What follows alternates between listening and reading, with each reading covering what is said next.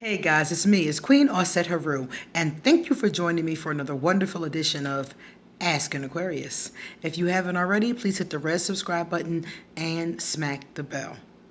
Alright guys, if you like this video, please give it a thumbs up and pass it on to someone else who may be interested in this information as well. Now, a couple months ago, quite a few months ago now, I did the mythology of Aquarius. So this is the Greek origins of each sun sign. So up here, I'm going to put the mythology of Aquarius in case you want to check it out. The other day, somebody asked me to pick up and continue the series since I have 11 more to go. And they asked me if I wouldn't mind doing the mythology of Cancer. So I said, sure, why not? I gotta do them anyway, and they're not in order since I started with Aquarius. So today I'm going to do the mythology of Cancer. This mythology comes from the Greek origin.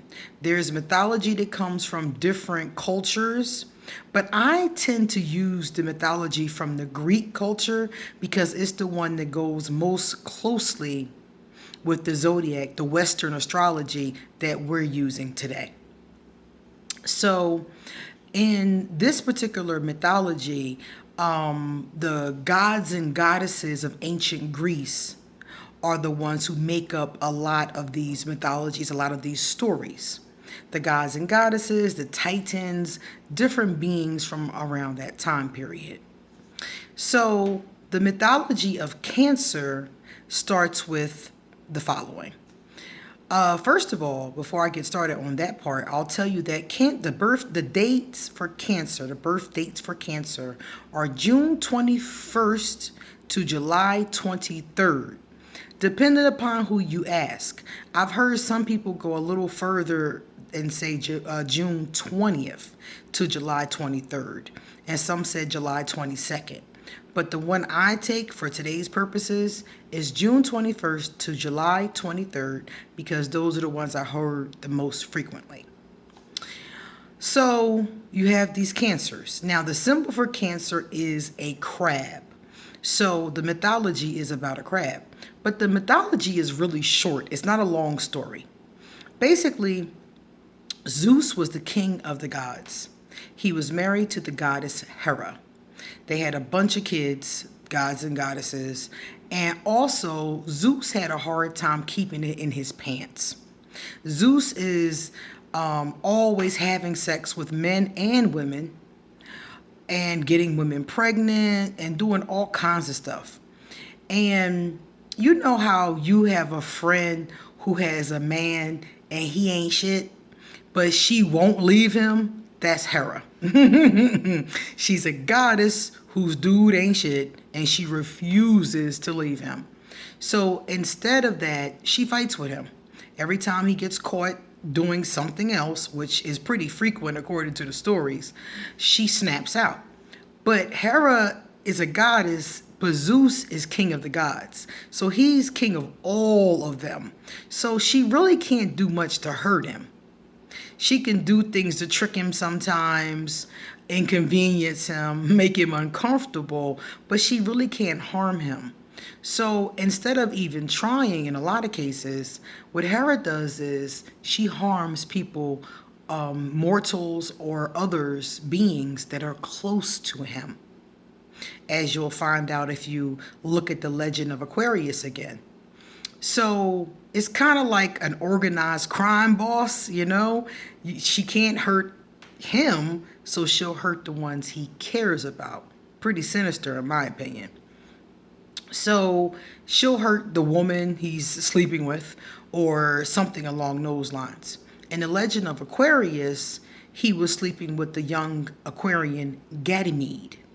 And Hera burned down, she destroyed, she started a war that destroyed Ganymede's entire village, and everybody he knew perished.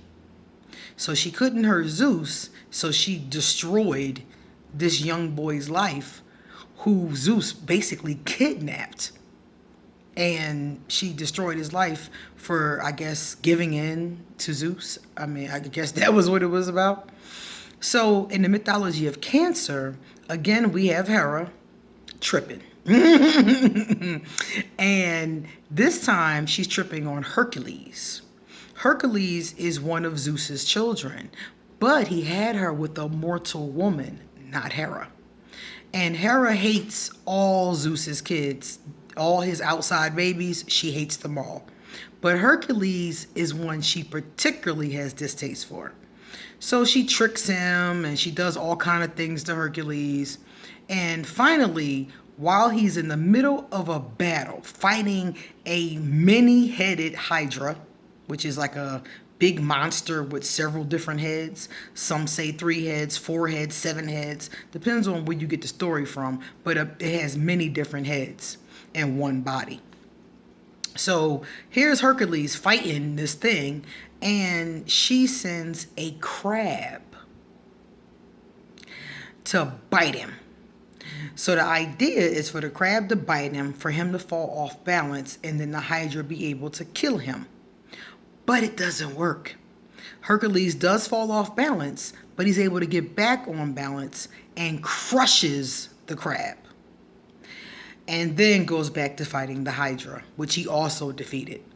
So the mythology is that the crab is Cancer. Cancer is the crab. So after the battle and the Cancer was dead, the crab is dead, Hera took the crab and put it into the constellations in the sky and the Hydra. She put them close by each other. So for people who watch the stars, when they find Cancer, they're able to find the Hydra somewhere near it. I can never find them. I've gazed at stars many, many, many a nights, and I can't find nothing. I can't even find the Big Dipper. I just be laying there staring at it, you know?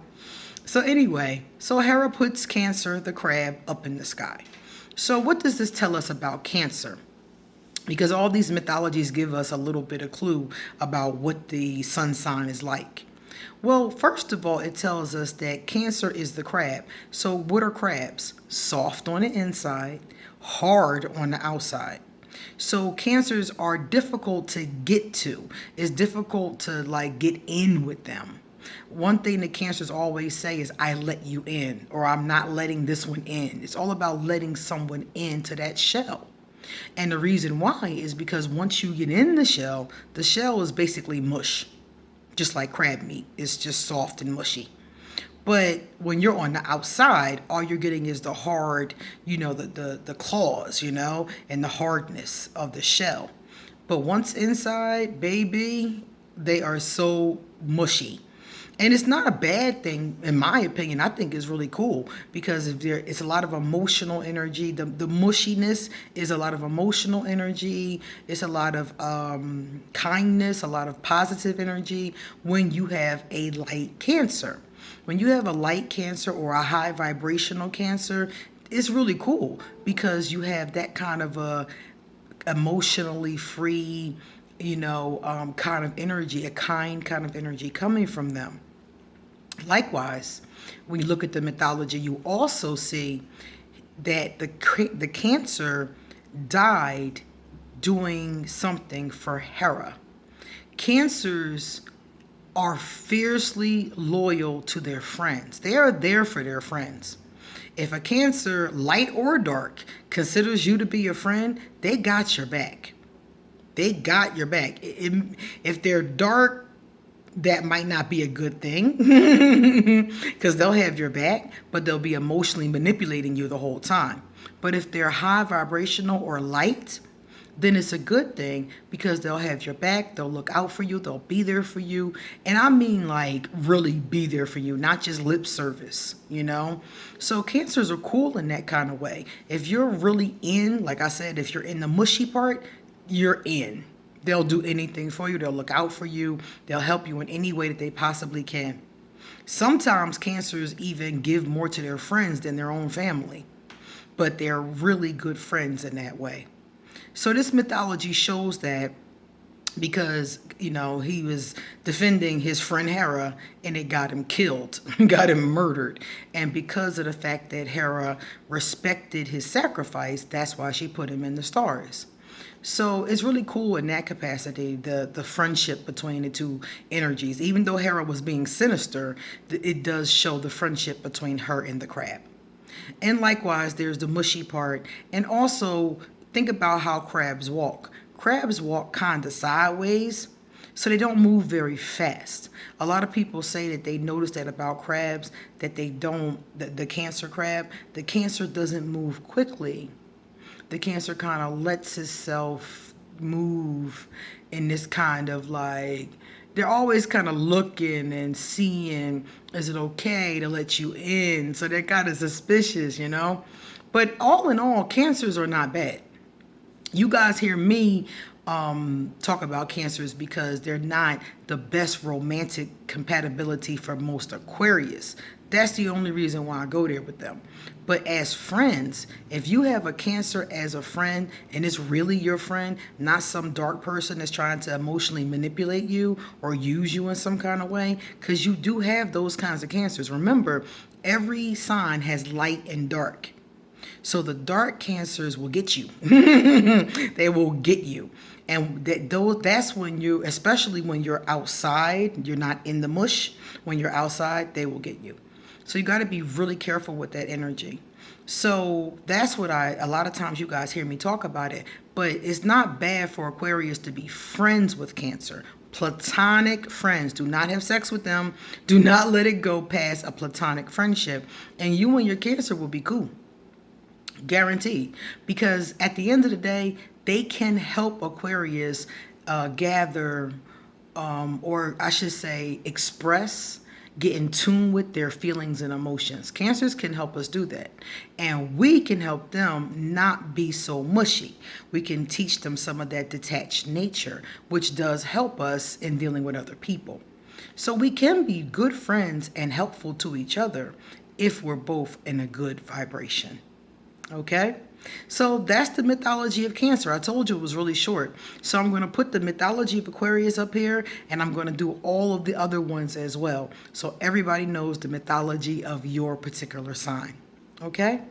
All right, guys, it's time for me to get going. So underneath this video is going to be everything you need to get in contact with me.